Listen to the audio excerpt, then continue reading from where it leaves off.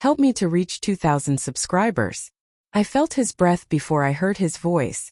That soft inhale he always made when he was shocked. When I spun toward the sound of it, my wine glass nearly slipped from my hand.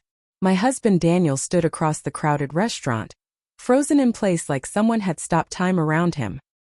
His eyes locked onto mine with a force so sharp it carved straight into my ribs. I had told him I was out with the girls, but I was not with the girls.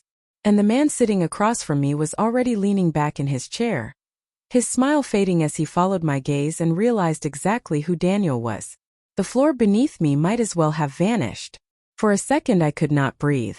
The scent of garlic butter and grilled salmon blurred with the sounds of forks clinking and someone laughing too loudly at the bar.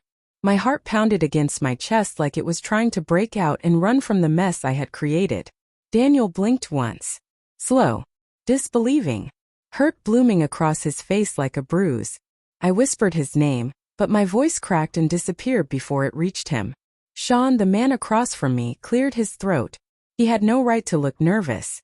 He had no right to be here in this moment. Yet guilt crept across his features as if he suddenly understood the weight of the chaos he had stepped into. He leaned in. Keep calm. Do not panic. I stared at him, my throat burning. Calm was gone. Panic was all I had left. Daniel began walking toward us. Not fast. Not slow. Just steady, like a man who had finally reached the end of giving the benefit of the doubt. My fingers trembled around the edge of my napkin. Everything inside me twisted. Maybe there was still a second to fix this. Maybe a single truth could still soften the damage. Maybe if I explained, he would understand the loneliness that had led me here. The silence between us.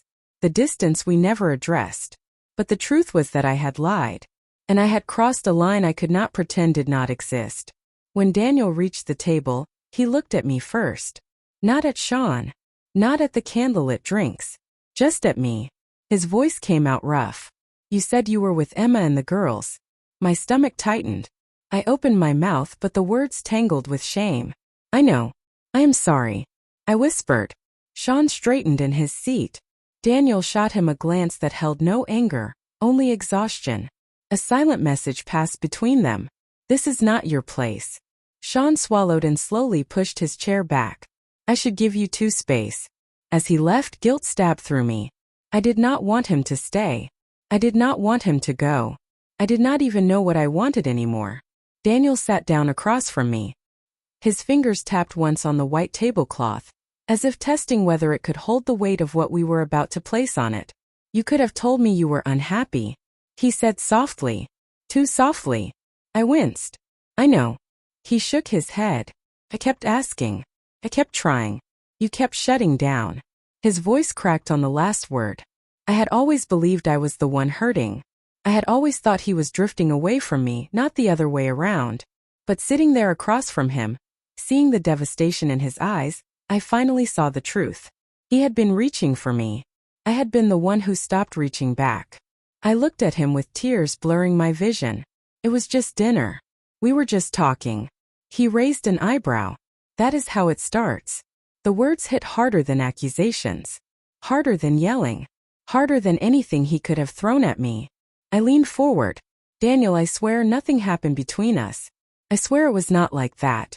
He nodded slowly. I believe you. The problem is that you lied. And you did it easily. Silence pulsed thick between us. My chest tightened. I reached across the table. He did not move. His stillness was its own rejection. Then his eyes lifted to mine with a grief so raw it shook me. Do you want him? He asked. The question sliced through me, clean and merciless. I opened my mouth but nothing came. My feelings were a tangled mess of loneliness and resentment and guilt and confusion. I had no simple truth to give him. And my silence was its own answer. Daniel stood. He pulled out his wallet, placed enough cash on the table to cover everything, then looked at me with a finality that made my heartbeat stutter. I hope you find what you are looking for. The words were quiet, devastating, real. As he walked away, the restaurant noise swelled around me. Laughter, clinking glasses, background music humming like nothing important had just shattered. I watched the man I loved disappear through the glass doors. Only then did the truth crash into me with full force. I had not been looking for someone else.